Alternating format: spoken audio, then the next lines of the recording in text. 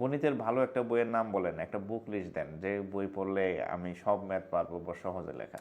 আসলে আপনাদের হচ্ছে এই ভালো বইয়ের কোনো শেষ নাই, হ্যাঁ।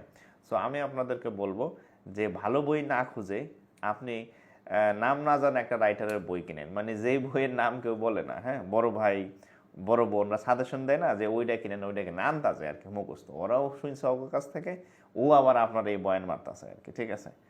তো এরকম করার দরকার নেই, আপনি যে কোনো রাইটারের একটা বই কেনেন, সেটা যদু মধু ফদু রাম সাম যাই একটা বই কিনবেন, বাট ওই বইটার আপনি একদম শুরু থেকে শেষ পর্যন্ত A to Z শেষ করবেন, প্রত্যেকটা অধ্যায়ের প্রত্যেকটা ম্যাথ শেষ করবেন। বিশেষ করে প্রিভিয়াস যে কোশ্চেনগুলো আসছে বিভিন্ন বাংলাদেশের চাকরির পরীক্ষায়, লাইক BCS, ব্যাংক, প্রাইমারি, নিবন্ধন, NTRCA, নন ক্যাডার বা PSCর আন্ডারে যে পরীক্ষাগুলো হয়, অর্থাৎ প্রিভিয়াস যত প্রশ্ন আছে এই প্রত্যেকটা প্রশ্ন আপনি বুঝে বুঝে সলভ করবেন।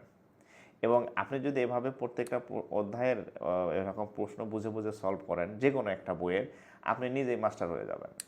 ওই যে ভালো বই না, আপনি নিজে বুঝবেন ভালো বই বলতে আসলে কোনো কথা নাই। আপনি যে কোনো একটা বই A to Z শেষ করবেন, দেখবেন বাংলাদেশের চাকরি পরীক্ষার যে প্রশ্ন আসে আপনি সব ম্যাথই পারবেন, সব ম্যাথই আপনার আয়ত্তের মধ্যে চলে আসবে।